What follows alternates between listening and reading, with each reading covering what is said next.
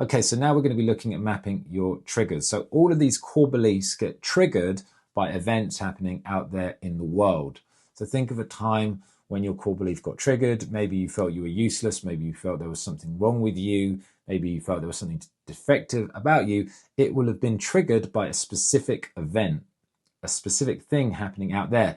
Now, it's very important for you to understand and map your triggers, because your triggers tell us so much about what your core belief is, and it also allows us to do something about it. So people get triggered about all sorts of things. Maybe you got triggered because people aren't liking your posts on social media. Maybe you got triggered because you haven't been getting any matches on a dating app. Maybe you got triggered at work because somebody wasn't listening to you. Maybe you got triggered in your personal life because somebody didn't treat you the way that you wanted to be treated, or didn't behave how you wanted them to be. So we can get triggered in many different ways, but it's so important to understand, because that trigger is the portal, it's the doorway for understanding like what your core belief is. Okay, so map your triggers down. As we go, you're going to be doing more of that. Now, once you have your triggers, I now want to introduce something to you which are called assumptions in the cognitive behavioral therapy world.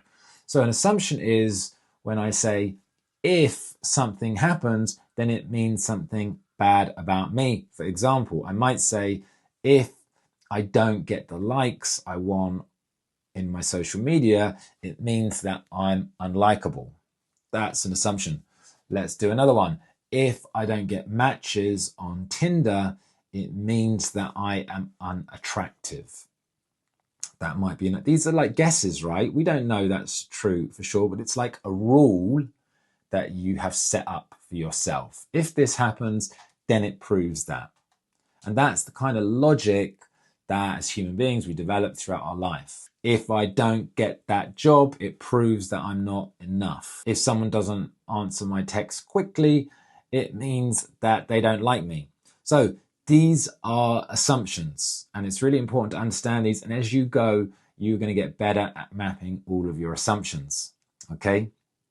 So today we're just mapping your triggers, and then each of those triggers will be attached to an assumption. If this happens, if I get triggered, if they do this, then it must mean something bad about me. So just allow yourself to sit with that, and then I'll see you in the next class.